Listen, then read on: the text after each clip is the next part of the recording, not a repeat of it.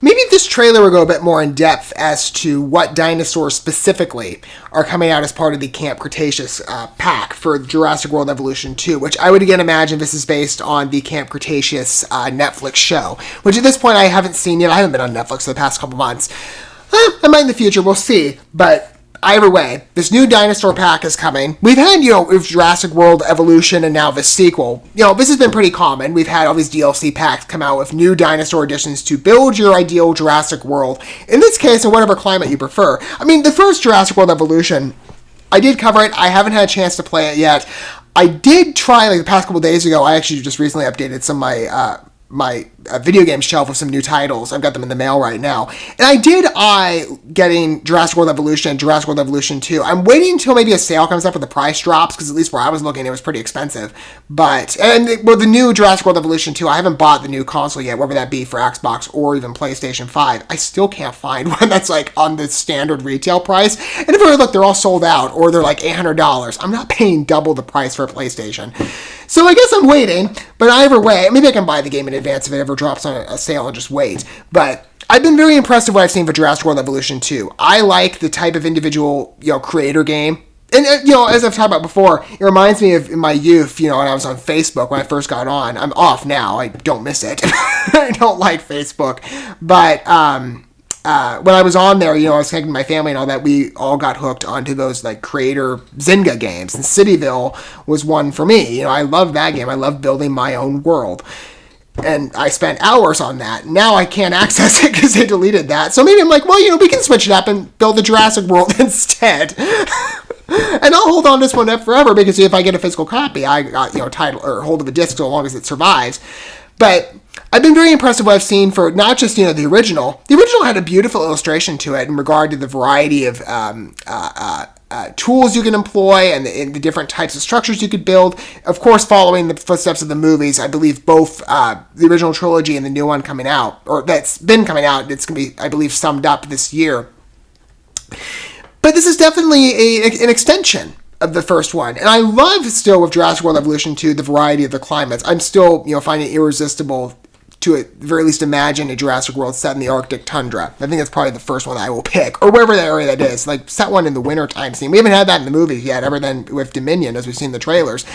So I'm very excited to play it, although I will say, as much as I love Jurassic World and the franchise and the games that have come out, Jurassic World, by the way, as they expand as a brand, their video game titles are very interesting, not just with Jurassic World Evolution, but of course some people might think of, the Lego title. I love the Lego Jurassic World game. And so I do, most other Lego games. I've not finished it, but the time I'm going to finish it this year, but in the time that I have played it, I've really, come to like it as I have the other Lego games.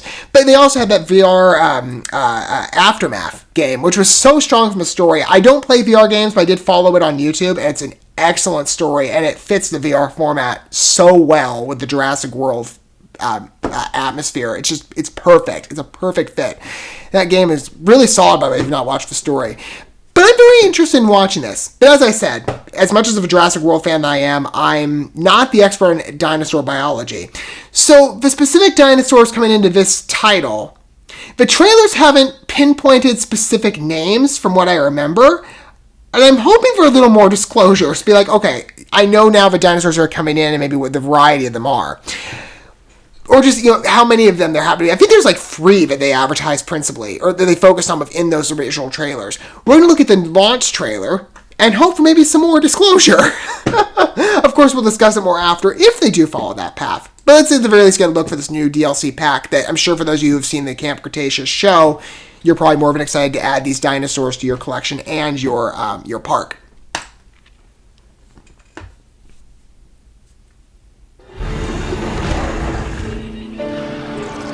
We've seen this island setting, though, for so long. I'm kind of it was fine.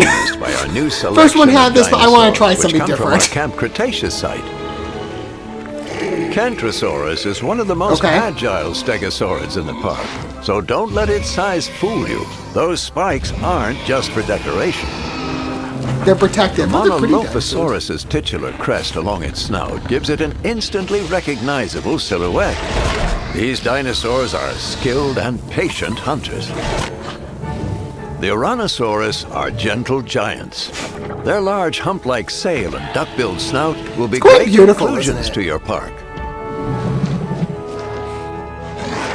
You now also have new variations for existing species to really wow your visitors. Oh, wow. It's beautiful. Scorpius rex is a genetic hybrid utilizing the genes of the scorpionfish. It will hunt anything with a heartbeat, dispatching its prey with ferocity. We'd advise extreme caution around this species.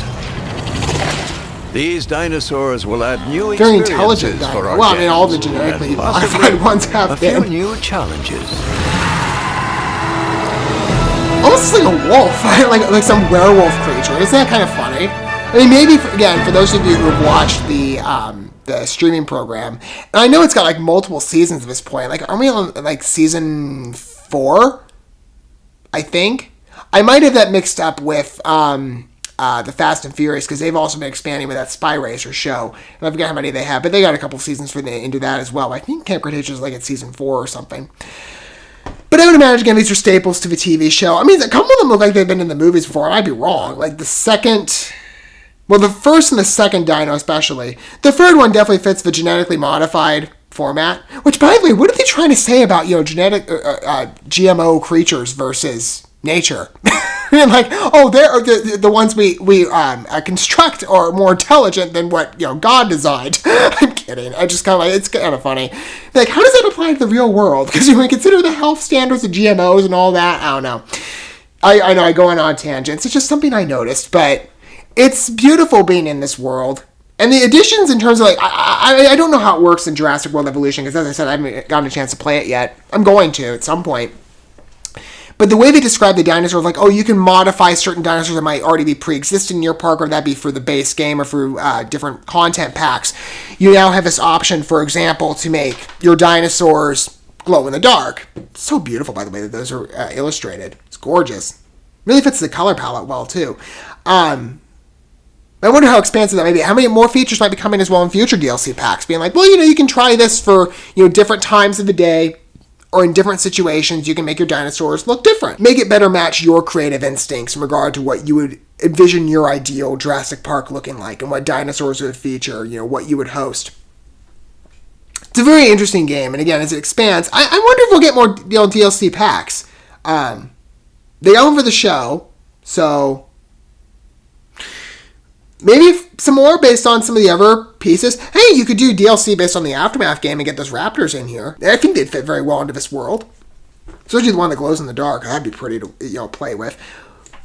But overall, I like it. It's interesting, again, to watch Jurassic World really make an extension into the video gaming franchise, or video gaming space, as many big franchises do these days. A lot of them do, especially among the bigger titles. But Jurassic World has been, I think, one of the more successful ones to join. I've been very impressed with what I've seen so far from their video game market. I'm definitely looking forward to playing some of their games, however long it might take.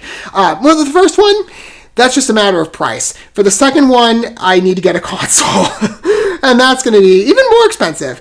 What are your guys' thoughts, though, with Jurassic World Evolution 2? And for those of you who've gotten a chance to get your consoles, at least for a standard retail price, and are a bit luckier than I am, it seems, and you've maybe been able to play this game, or maybe you're considering the prospect of playing it, you just haven't yet. But for those of you who have, what do you think? Does it live up to the spirit, at least of the original? And do you find yourself, spending a lot of time on it, like I used to do with social media games? I mean, once you get invested in, creating an extension of yourself, I mean, you can't really let that go that easily.